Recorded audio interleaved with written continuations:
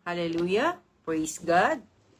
Maraming salamat sa gabing ito, Panginoon. Maraming salamat sa pagbibigay mo sa amin ng kalakasan. Salamat po at may panahon kami para patuloy na makapakinig ng salita. Luwalhati sa iyo, sambahin ang ngalan mo, O Diyos. Purihin ka. Sa gabing ito, patuloy mo po na pagpalain ang bawat isa sa amin na patuloy na nagnanais na makilala pa at makaalam pa ng maraming mga bagay patungkol sa iyong salita. Panginoon, sa gabi ito, kami po ay turuan mo ng sagana, gabayan kami ng iyong banal na Espiritu, at patuloy, O Diyos, na sa bawat salita mo na aming naririnig, tulungan mo na asamin po namin, Panginoon, na patuloy na magampanan, magawa, maisagawa ang iyong mga salita. Sapagkat sinabi mo sa iyong salita na mapapalad ang nakikinig at hindi lang nakikinig kundi bagkus tinutupad ang mga bagay na kanyang napapakinggan. Pagpalain mo lahat ng nakikinig at makikinig pa. Hiniling namin sa pangalan ni Kristo Jesus ay lumago ang bawat isa. Patuloy, Panginoon, na sama-sama kaming tumibay sa aming pananampalataya at makilala ka namin ng lubusan sa pamagitan ng pakikinig namin ng iyong mga salita. Lord, dalayan po namin ay mangusap kang patuloy sa puso at isipan ng bawat tao at nawa mapuspos kami ng kaalaman at karunungan ng aming Panginoong Hesukristo. I-desire pa po namin na makilala pa namin ng lubusan ang aming Panginoon at maunawaan namin lubos ang iyong mga salita. Purihin ka sa pangalan ni Kristo Jesus. Ito po ang aming panalangin. Lahat po tayo magsabi ng Amen, Amen, Amen. Amen po. God bless.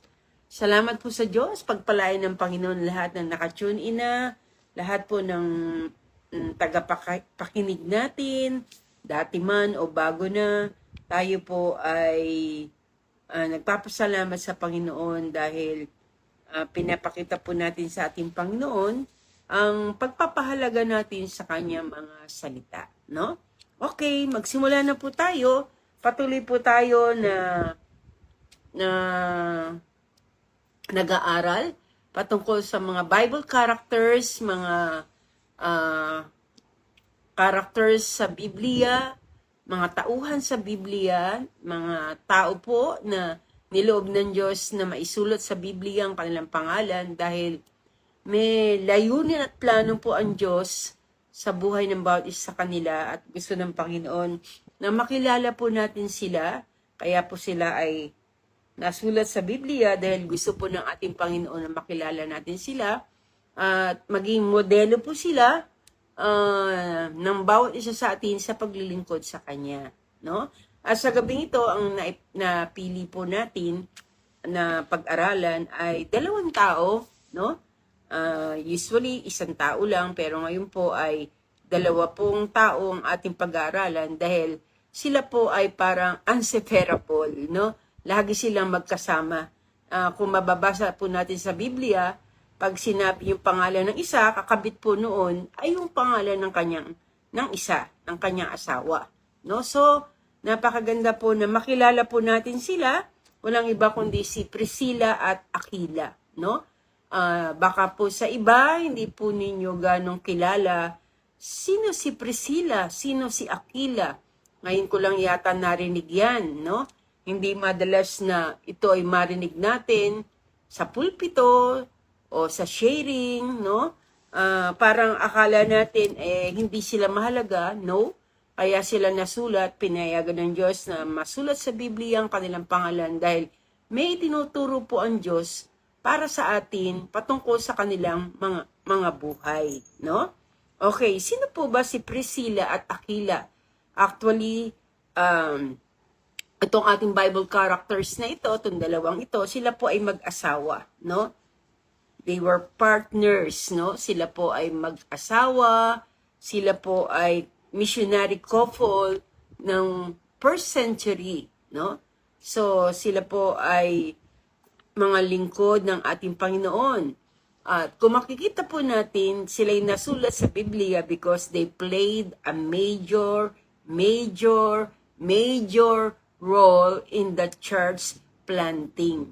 Sila po ay gumawa ng dakilang o pangunahing role o kasaysayan, katauhan sa pagtatayo ng mga churches, no? Nung unang century o ng first century, liban kay Paul at sa mga team ni Apostle Paul, isa po si Aquila at si Priscilla ang pangunahing mga karakter na dahil sa kanila ay lumago po ang iglesia ng ating Panginoong Hesukristo, no? Okay. So, sa Romans translation, si Priscilla po ay na-translate bilang Prisca. Kaya makikita po natin sa Romans 16 na binati siya ni Paul na hindi po Priscilla kundi Prisca po ang tinawag sa kanya ni Paul, no? But the name Priscilla is a name of a girl. Ito po ay pangalan ng isang babae. So, si Priscilla ay isang babae, no? At si Aquila naman ay isang lalaki, sila po ay mag-asawa, no?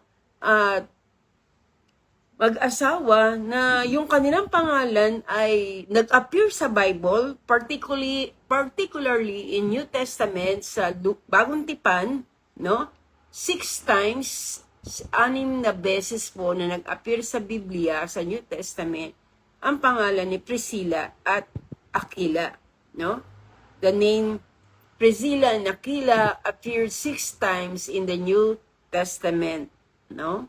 So, kung makikita po natin, 3 beses na naulit po, o 6 na beses na ulit sa 6 na beses po na yun, kung mapapansin po natin, observer po tayo, bakit laging nagsisimula ang pangalan ni Priscilla? Priscilla and Aquila. At may ilan lang din na nauna ang pangalan ni Aquila. Aquila and Priscilla. Maybe naniniwala po tayo na si Aquila ay more higit na ginagamit po ng Panginoon kaysa po kay Aquila, no? So, marami pong ganyan sa mag-asawa, masigit na nagagamit ng Diyos o involved sa mga ministry ang babae kaysa sa lalaki. Pero hindi po ito nakapagbigay ng hard feeling kay Aquila, no? Okay lang sa kanya na kahit mas binibigyan ng konsiderasyon na nauna ang pangalan ni Priscilla kaysa kanya dahil alam naman niya siguro kung paano ginagamit ng Diyos ang kanyang asawa si Aquila o si Priscilla, no? So wala siyang feeling na sasapawan siya, wala siyang feeling na nadodominahan siya, no? Basta pagpatungkol po sa ministry, sa gawain ng Panginoon, okay lang sa kanya na mangibabaw ang pangalan ng kanyang asawa kaysa sa kanya. Because maybe masigit na kagamit-gamit sa ministry si Priscilla kaysa kay Aquila, no? At hindi siya, wala siyang feeling na nasasapawan siya at isa pa, nandun siya sa kalagayang sino po suportahan niya ang kanyang asawa, no? At ang magsawang ito ay very role model in mission, sa mission field. Itong mag-asawang ito, masyado silang nakakitaan ng pagiging role model. Ginagalingan nila ang paglilingkod sa Diyos. Ginagalingan nila ang gawain nila sa pagpapagamit nila sa Panginoon, no? At bihira tayo makita na parehong mag-asawa na nagsisilbi o nagpapagamit sa Diyos. Maybe sa iba't ibang mga churches, mas active yung babae kaysa sa lalaki. At sa ibang mga churches naman, mas active naman yung mga lalaki kaysa sa babae. Pero kakaiba ng dalawang ito dahil pareha sila na ginagamit ng Panginoon sa ministry o sa gawain ng ating Panginoon, no? So they were husband and wife. Sila ay mag-asawa. No, kung makikita po natin, ang Holy Spirit, ang banal na Espiritu, is not a gender bias, no? Wala siyang kinikilingan na ang lalaki lang ang bibigyan ko ng kapangyarihan, ang lalaki lang ang magkakaroon ng kapangyarihan sa pagpipreach, mas magiging bold, mas magiging mainam ang mga lalaki sa pagpapagamit sa akin. No, ang Holy Spirit ay wala pong gender bias. Hindi po siya namimili na puros lalaki lang kanyang gagamitin. I believe, pero may mga churches po na hindi nila kino-consider na ang mga babae ay pwedeng tumayo sa pulpito o gamitin sa iglesia. Pero alam natin na ang Holy Spirit ay nagkakalob ng gift o talents sa bawat isa na kanyang gustuhin, sa bawat isa na kanyang pinipili, no? So, he is not looking only for men, but he is looking for an obedience heart, yung pusong handang sumunod sa kanya. May willingness and availability to be used by Him, no? Na gamitin ng ating Panginoon, na gamitin ng banal na Espiritu, na sabi nga sa Book of Acts, ng banal na Espiritu, ipinagkakalob niya sa mga masunurin, no? Ayon sa kanyang kalooban, upang magamit to build the body of Christ, para mataas, para mabuild, para mapalakas, para ma-equip ang body of Christ. Gumagamit siya ng kapwa babae at lalaki sa kanyang gawain. Okay, no? So, none of them mentioned alone, no? Wala sino man sa isa sa kanila na binabanggit na isa lang, mag-isa lang sila. Halimbawa, Aquila lang, o kaya Priscilla lang, no. Kundi pag binanggit ang pangalan Priscilla, kakabit nun ay si Aquila. Pag binanggit ang pangalan ni Aquila, kakambal nun, kadikit nun ay si Aquila, no? So, it was a tandem ministry. Ito po ay partner, no? Magkasama sila sa ministry, no? So, ito ay tawag para sa husband and wife, no? Napakaganda sa isang churches. Ako, sa church natin, ninanais ko na kaya may mga leader tayo na pag nandun yung asawang babae, nandun din dapat yung asawang lalaki, no? Hanggat maaari, no? Dahil naniniwala po tayo na mas magiging role model sa paglilingkod sa Diyos kapag naglilingkod na magkasama ang mag-asawa, no? So, sa Acts 18, no? Ang mga passages po dyan ay dinabote para po kay Priscilla at Aquila. Dito po natin makikita na dito na-expose ang pangalan. Mas maraming beses na nabanggit ang pangalan ni Priscilla at Aquila, no? So, sa Acts 18, ito po yung part ng second missionary journey nitong si Apostle Paul, no? So, buksan po natin ang ating mga Biblia sa chapter 17 muna, no? Chapter 17.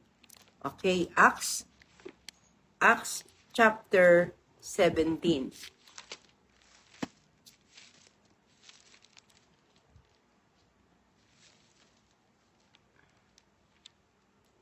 Okay, no? So sabi diyan sa verse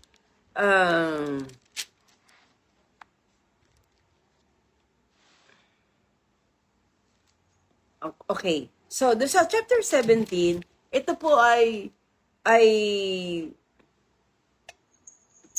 part ng second missionary journey ni Apostle Paul, no?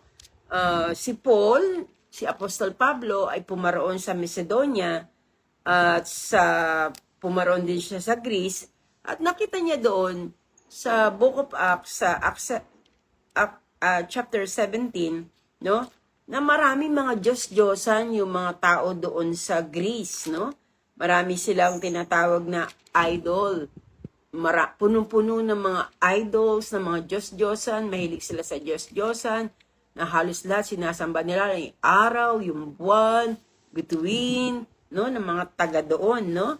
So, meron doon na nakalagay na isang altar na to the unknown God, no? Para sa Diyos na hindi kilala. Biruin nyo, meron silang Diyos na hindi nila kilala, no?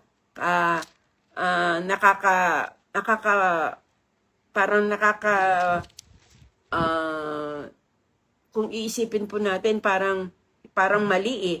Yung may kilalanin kang Diyos na hindi mo kilala. Pero ang mga tao doon sa Greece ay marami silang Diyos-Diyosan. Kaya nga, yung experience doon sa Athens ni Apostle Paul ay nakakalungkot, hindi po maganda, no? Siya'y nalungkot, so ang nangyari, siya umalis at pumaroon sa Corinto. Kaya siya pumaroon sa Corinto because of persecution, dahil sa pinersecute po doon yung mga Kristiyano na Hudyo, Kristiyanong Hudyo, no? At yung mga Kristiyano mananampalataya ng ating Panginoong Hesukristo. Kaya nga, nasulat sa Acts 18, verse 1 to 2, sabi po doon sa Gawa 18, 1 hanggang 2, there he met a Jew named Aquila, a native Pontus, who recently come from Italy with his wife Priscilla, because Claudius, ito na po, sabi sa verse 18, pagkatapos umalis si Pablo sa Atenas at nagpunta sa Corinto, nakilala niya noon si Aquila, isang Hudyong taga-Ponto. Rarating pa lamang nito mula sa Italia, kasamang kanyang asawang si Priscilla. Umulis sila roon sapagkat pinalayas ni Emperador Claudio ang lahat ng Hudyo sa Roma. Nakipagkita sa kanila si Pablo at dahil sila'y manggagawa ng tolda na tulad niya ay nakitira sa kanila at sila'y nagtrabahong kasama nila, no? So, ito po yung pagkikita ni Apostol Pablo at ni Priscilla at ni Aquila, no? Dahil po sa persecution, dahil po sa matinding persecution, nagpunta sila sa Corinto. So, umalis po sila sa Roma at pumunta sila sa Corinto, no? Dahil nag-order po si Emperador Claudius na alisin o lisanin ng mga Hudyo ang Roma, no? Tingnan nyo, no? Kung makapapansin po natin, yung writer po ng Acts, walang iba si Luke, si Dr. Luke, si Lucas, no? Sinabi po niya, yung pangalan ng emperador na si Claudio o Claudius, no? Para sa tinatawag na dating purposes. Kung gusto niyo malaman kung kailan naghari doon sa Rome si Claudius, malalaman natin kung kailan naganap yung bagay na to, no? So, in-include ni Luke yung pangalan po ni Claudio, no? So, ayon po sa history, nag-cause daw po ng riots yung preaching ng isang lalaki doon, no? Na isang Kristiyano sa Roma, nag-create daw po ng riot because he preached the gospel boldly, no? Nag-preach siya ng salita ng Diyos, ng gospel ng Panginoon, talagang malakas ang loob niya, no? Kaya nagkaroon yung community ay naging uncomfortable dahil marami pong naggalit doon po sa pagpipreach ng mga Hudyong Kristiyano. So, ang ginawa po nitong si Claudio, para magkaroon ng kapayapaan ng kanyang community, pinaalis na lang niya yung mga sa Rome, sa kanyang bayan, yung yung mga Hudyo na mananampalataya ng ating Panginoon, no? So, dahil hindi nasa-settle yung gulo, sabi niya, leave my country, no? So yung Jews, mga Hudyo, ay na-exile out of the city. So, sa pag-alis nila at pumparoon nila sa Corinto, na-meet nitong si Paul, yung tong mag-asawang ito, no? Marahil ito'y kalooban ng Diyos, nakipag-coordinate sa kanilang Panginoon para magkaroon sila ng pakikipag-isa o meeting, no? So, nakilala niya yung isang Hudyo na manampalataya ng ating Panginoon Jesus kasi hindi lahat ng Hudyo ay naniniwala kay Kristo. At salamat sa Diyos, natuwa si Paul dahil nakakilala siya ng isang Hudyo na believer ng ating Panginoong Jesus. At nakita niya na hindi pala lahat ng Hudyo ay galit kay Jesus. So verse 3, sabi po diyan, Paul went to see them. So nakipagkita itong si Paul kay Aquila at kay Priscilla dahil sila po ay may business doon po sa Rome. Yung kanilang business po doon, sila po ay may paggawaan ng tent o sila po ay may paggawaan ng mga tent maker po sila, no?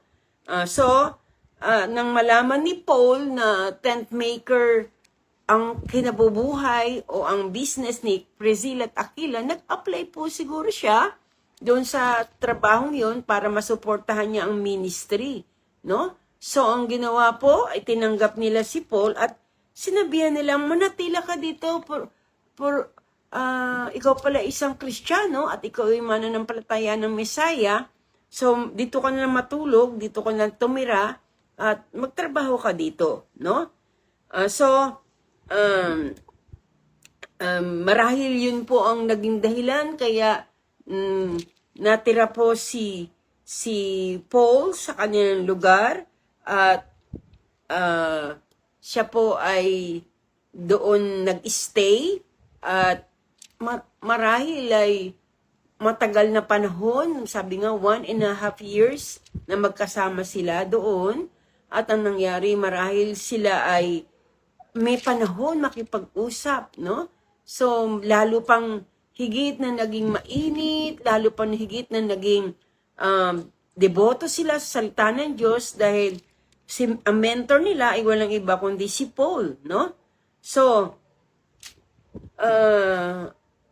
siguro from Monday to Friday, sila ay gumagawa ng mga tent, sila ay nasa business, pero pagdating ng Sabado at Linggo, sila'y nagpapagamit sa Diyos at naglilingkod sa Diyos para sa kaharian ng Panginoon.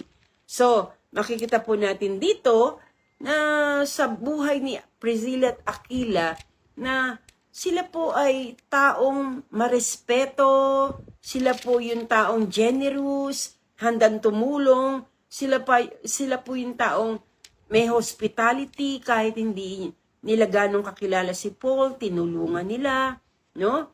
At nakita po natin na hindi lang sila businessman and businesswoman, kundi may panahon sila, higit sa lahat, sa paglilingkod sa Diyos. No? Ito yung priority nila, yung pagsaserve sa Panginoon. Dahil nakilala nila ang Panginoon, niligtas sila ng Diyos, alam nila na sila iniligtas ng ating Panginoon, tanging bagay na gusto nilang gawin, ay yung pagsilbihan ng Diyos na nagligtas sa kanila, no?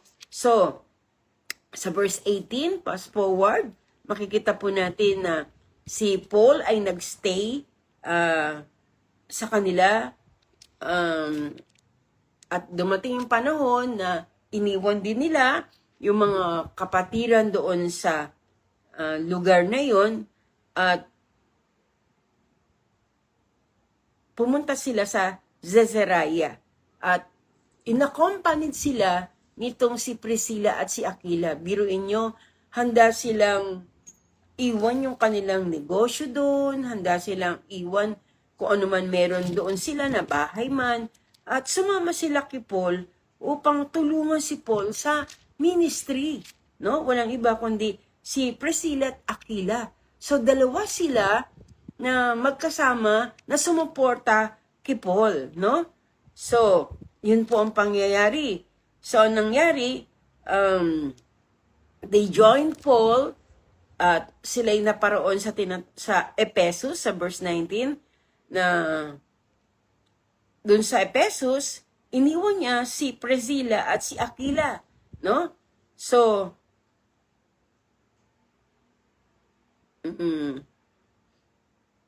siya'y pumaroon sa mga sinagoga at doon nakipagsalitaan siya, nakipag-aral siya kasama ng mga Hudyo, no? So, naging malapit sila sa isa't isa, no? Si Paul, si Priscilla, si Aquila. Kaya nga nang sila'y magkahiwalay, lagi niyang kinakamusta si Priscilla at Aquila, no? Kung makikita po natin, yung mga sulat po ni Paul ay lagi may pagbati patungkol sa mag-asawa, no? Sabi nga po sa verse 19, sabi po dyan, pagdating sa Efeso, iniwan ni Pablo ang dalawa, siya pumasok sa sinagoga ng Hudyo at nakapagpaliwanagan sa mga naroon. Hiniling nilang tumigil sa laroon ng mahaba-habang panahon, ngunit siya'y tumanggi. Sa halip, sinabi niya na siya'y magpaalam sa kanila, babalik ako rito kung loloobin ng Diyos. Umitli siya sa Efeso, sakay na isang barko. Datapas sa Efeso, na dahil nagkaroon sila ng church po doon, no? Nagkaroon sila ng isang gawain sa isang bahay dahil noon wala pa namang mga churches, kaya ginagawa ang mga gawain ng Diyos sa mga bahay-bahay ng mga believer ng ating Panginoon, no? So, isa doon sa bahay po ni Priscilla at Aquila ay merong gawain ng Panginoon. Kaya pag si Pablo ay nangangamusta, talagang kinakamusta niya ang mag-asawang ito, pati mga gawain ng Panginoon sa kanilang mga tahanan, no? So,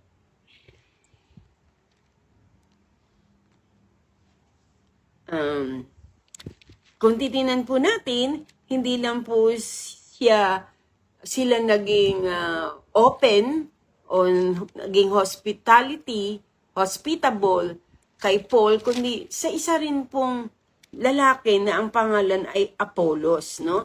Si Apollos po ay isang native Alexandria, came to Ephesus. Pag sinabi pong Alexandria, alam na alam po yan ng mga tao na ang taong galing doon ay scholar ng Biblia, matalino, marunong, no? So, yan po si Apollos, no?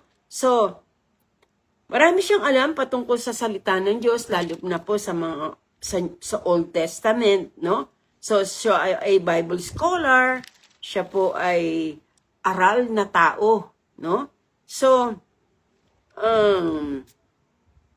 sa verse 25, no? Sabi sa verse 25,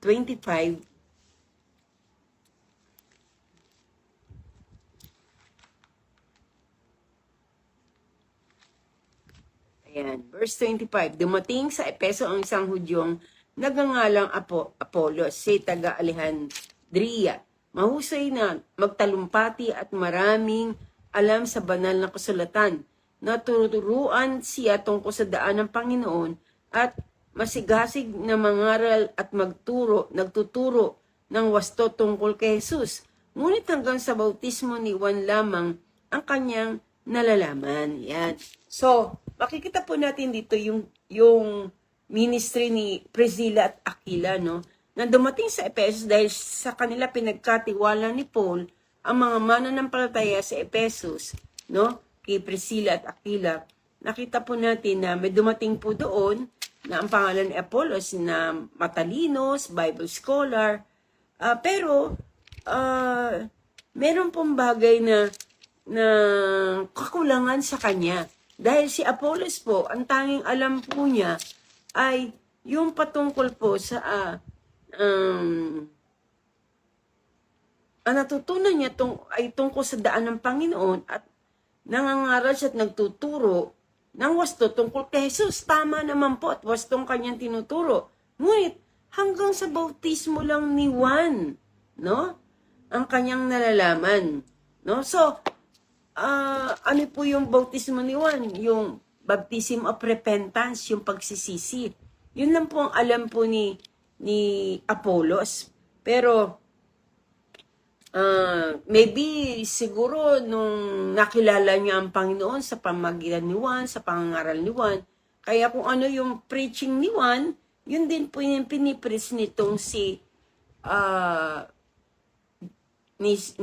Apollos, no? Pero tapos na yun na si Jesucristo ay napako na sa krus, namatay na sa krus, no? So kulang siya, hindi niya masyadong marami pang alam patungkol sa pagkabuhay, patungkol sa pagiging disipulo ng ating Panginoon.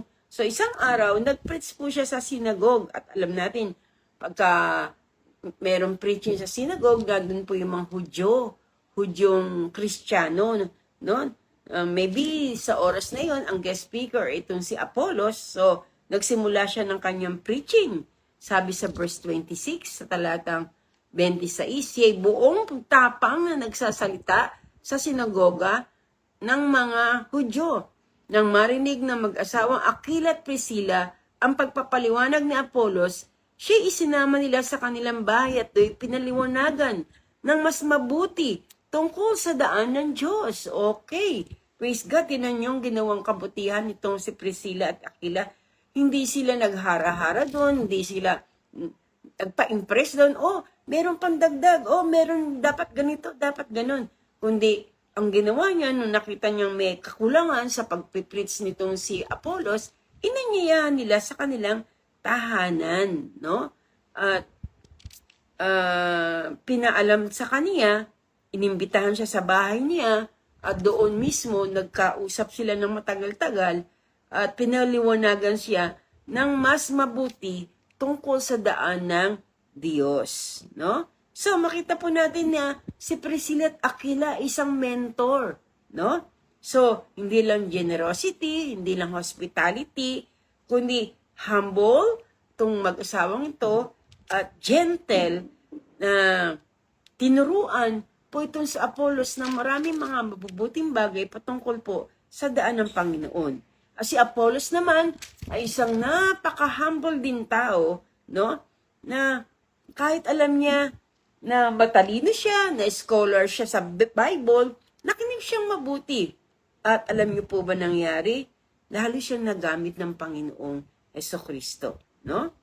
Sabi sa verse 27, tinan po natin sa talatang 27, at nang ipasya niyang pumunta sa Akaya, pinalakas ng mga kapatid ang kanyang loob at sumulat sila sa mga mananampalataya sa Akaya na tanggapin si Apollos. Pagdating nila doon, malaki ang naitulong niya sa mga taong hindi kagandahang loob, sa mga taong dahil sa kagandahang loob ng Diyos ay sumampalataya. Tingnan nyo, dahil sa ginawa nito si Priscilla at Aquila, lalo pa siyang naggamit ng Panginoon at binigyan pa nila ng recommendation letter itong si Apollos na siya ay pumunta doon sa Akaya, no? So, mas maraming mga tao ang naliwanagan at mas maraming mga tao ang naniwala sa Panginoong Hesus at sa daan ng ating Panginoon, no? Sa verse 28, sabi diyan, sapagkat nadaig niya ang mga Hudyo sa kanilang pagtatalo sa harap ng madla sa pamagitan ng kasulatan at pinatunayan niyang si Jesucristo, na si Jesus ang Kristo. Wow, praise God. So, napakaganda, no? Dito makita natin, naggamit ng mabuti si Apollos. At sino po ang ginamit para magkaroon siya ng maraming kaalaman o daan ng Panginoon? Walang iba kundi si Priscilla at Aquila. At kanino naman natutunan ni Priscilla at Aquila yung mga bagay na yon? Walang iba kundi kay Pablo na matagal nilang nakasama dahil nakasama nila sa trabaho itong si Pablo, no? So, sa third missionary journey ng ating ng ating apostol na si Apostol Pablo, siya po sumulat sa mga mananampalataya sa Korinto. No? Sabi sa Acts 16:19, "The churches in the province of Asia send you greetings." No? Nagpapadala ako ng pagbati sa inyo. Sino yung kaninong pangalan yung unang binanggit ni Paul? Sabi, Aquila and Priscilla greet you warmly in the Lord, and so does the church that meets at their house. So, hanggang sa panahon yun, na nasa Korinto na sila, ay merong gawain pa muli doon sa kanilang tahanan. No? At binabati ni Pablo itong si Aquila at Priscilla. No? Nung sila'y pumaroon sa Ephesus, there was a meeting in their house. Meron din meeting sa kanilang house. Sabi 2 Timothy 4:19, 2 Timoteo 4:19, "Greet Priscilla and Aquila and the household of Onesiphorus." No? So, it's so personal na batiin po ni Paul ng personal itong si Aquila, si Priscilla at Aquila. No? So, makikita po natin na talagang meron silang magandang pagtitinginan bilang magkakapatid kay Kristo. At naging role model itong si Priscilla at Aquila sa paglilingkod sa Diyos. Ang mag-asawang misyonaryo, ang mag-asawang mentor ng maraming mga Kristiyano na wala pang ganong pagkaunawa sa ating Panginoon. Ang mag-asawang generous, hospitable, mapalabigay, no? Hospitable, palatuloy ng mga tao, no? Tagatulong sa mga Kristiyano, no? Lalo na pati yung bahay nila pinagagamit nila, at pati nag-i-extend sila ng help sa mga taong nangangailangan ng tulong basta't malaman nilang to ay mga tunay na mananampalataya ng ating Panginoon. At sa Romans 16:3-4, nang malapit nang mamatay si Paul, Romans 16:3-4, pagtapos po nang mamatay si Claudio, yung emperador po ng Roma, nang siya'y mamatay, na meron ng bagong emperor, muli silang bumalik sa Rome, no? So, dahil yung naging emperador nun ay pro-Jews, makahudyo, no? So, muli silang bumalik sa Rome. Si Paul ay nagsulat ng letter muli, at sabi niya, greet, sabi sa Romans 16:3-4, "Greet Priscilla and Aquila, my co-worker in Jesus Christ. They risk their lives for me." Tinan nyo yung ginawa ni Paul na pagdidescribe sa mag-asawang ito. Sabi, itong si Priscilla at si Aquila ay aking kamanggagawa, no? My co-worker in Christ Jesus, aking kamanggagawa kay Kristo Jesus. At ang sabi ni Pablo, they risk their lives for me. Ibig sabihin, nanganib ang buhay nila para sa akin, para sa ministry, no? Not only I, but all churches of Gentiles are grateful to them. Tinan nyo, hindi lang si Pablo, kundi ang lahat ng mga mananampalataya o mga churches ng hentil, mga iglesia ng mga hentil o mga hindi Hudyo, ay lubos na nagagalak at nagpapasalamat sa kanila. Bakit?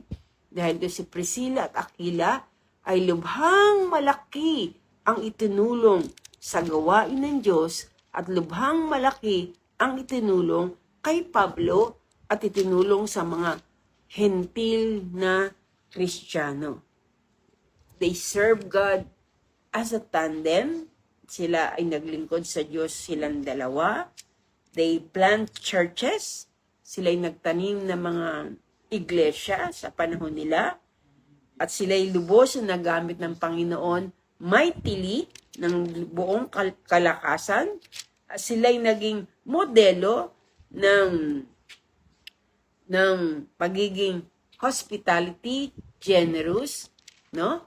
At mentor, no? mentoring to risking their lives, na kahit ang kanilang mga buhay ay binigay nila para sa gawain ng Diyos at sa gawain ng ating Panginoon, no? So, makikita po natin na saan man sila dalhin ng Diyos, sila'y laging magkasama. Saan man sila dalhin ng Panginoon, pag sinabi ng Diyos, sumama kayo kay Pablo, iniiwan nila yung kanilang bahay, iniiwan nila ang lahat at sumusunod sa ating Panginoon. Ganun nila kamahal ang Diyos at ganun nila kamahal ang ministry, ang gawain ng Panginoon, no? So, napakaganda ng iniwang halimbawa ng mag-asawang ito, no? Na silang dalawa ay magkasama sa paglilingkod sa ating Panginoon, no? Nawa, mga kapatid, no, dumating din ang panahon at pagkakataon na ang kapwa tayo, ang ating mga kasama sa buhay, mahal sa buhay, ating kanya-kanyang asawa, mga anak, ay nagpapagamit at naglilingkod po sa ating Panginoon. Pag-pray po natin yan. Walang mahirap sa Diyos. Yung asawa ninyo na hindi nyo pa naisasama sa gawain ng Diyos o nasa gawain ng Panginoon, pero laging sinasabi, hindi, ikaw na lang dyan. Ako, huwag mo na akong asahan dyan. No? Mahalaga sana at maganda sana na kapwa kayo ay naglilingkod sa ating Panginoon. No? Kaya, huwag nyong iwala ang desire na makasama din ninyo ang inyong mga kanya-kanya asawa sa partner sa ministry, no?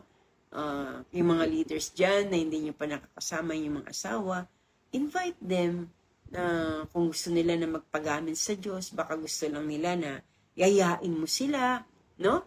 O mag-involve din sila sa ministry, sa gawain ng Panginoon, no?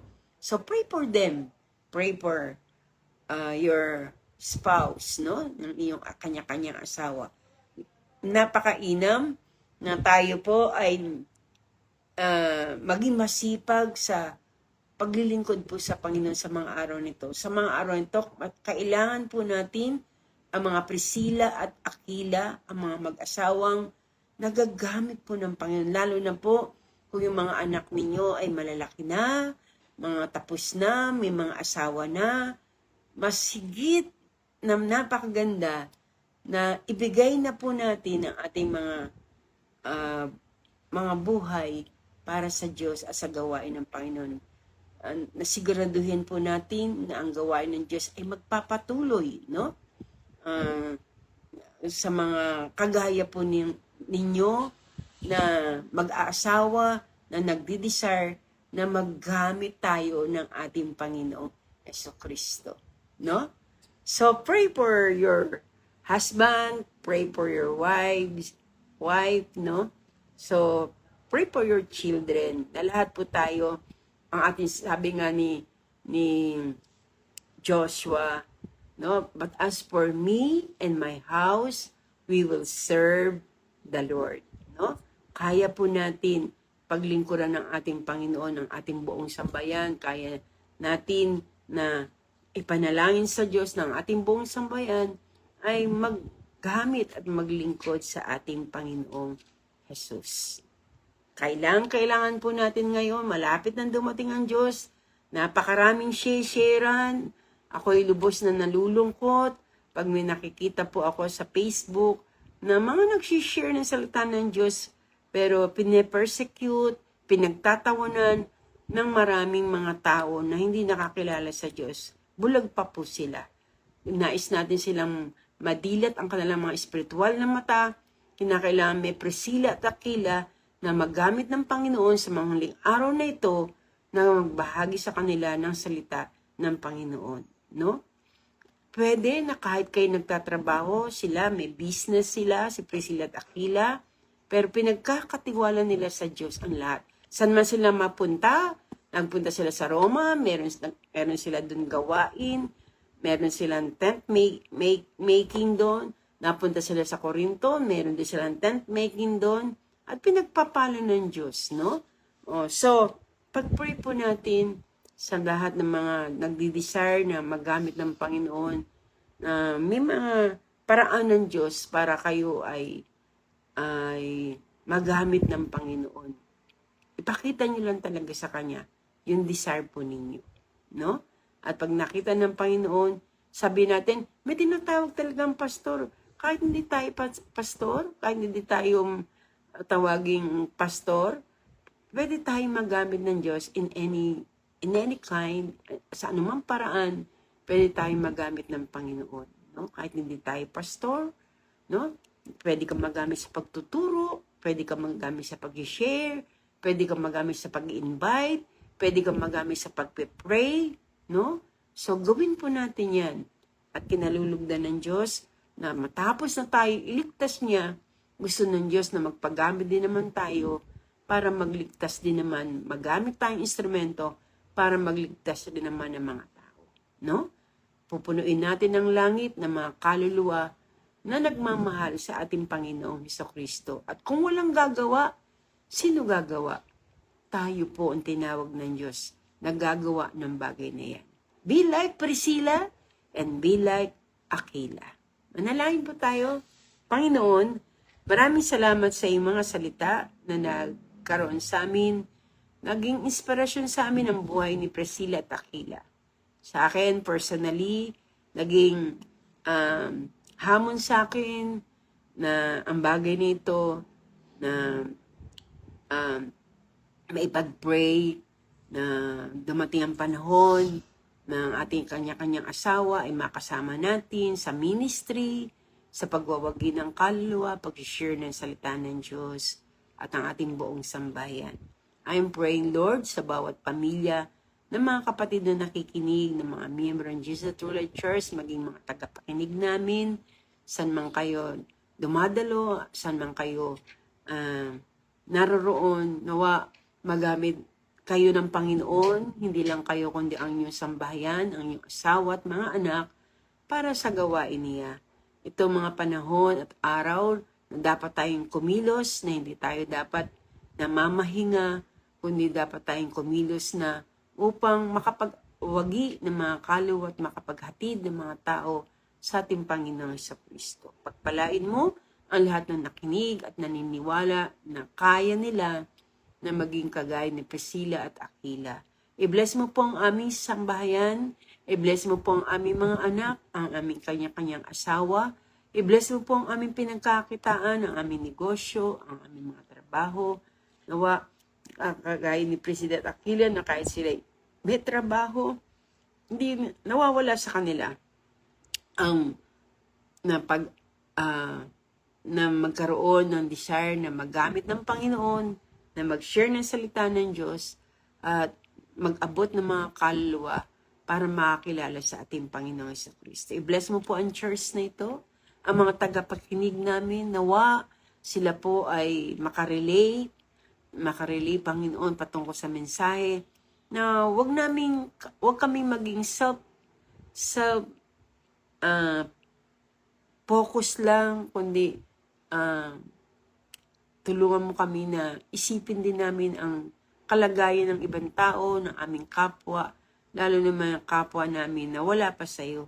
Magpagamit po kami sa mahuling araw na ito upang maabot sila, upang makilala nila ang aming Panginoong Jesus. I-bless mo po ang lahat ng susunod sa iyo at makikinig at tutupad ng mga bagay na kanilang napakinggan. Salamat po. Ang desire ay ilagay mo sa aming mga puso, ang compassion para sa mga lost souls, ang desire, Panginoon, para makapaglapit ng mga kaluluwa sa aming Panginoong Jesus. Salamat po sa iyong mga salita. Lord, pinaubaya ko na po na ikaw mangusap sa puso at isipan ng mga tao na nakinig at makikinig pa na iyong mga salita. Sumayo ang kapurihan, kalwatian, karangalan sa pangalan lamang ni Kristo Jesus. Amen. Amen. Amen po. God bless po. Tayo po ay patuloy na magsama-sama tuwing Friday. May gawain po tayo. Sa isang linggo, meron po tayo revival night. Sa church naman po gaganapin. 7 o'clock in the evening. Yung last Friday of the month, ating revival night. As a Sunday, magkita-kita po tayo para sa gawain po ng Panginoon. Ingatan po tayo ng Diyos at patuloy po tayo mag-akay ng mga kaluluwa sa ating Panginoong Hesukristo. God bless us. Ingatan tayo ng Panginoon and we love you with the love of the Lord. God bless.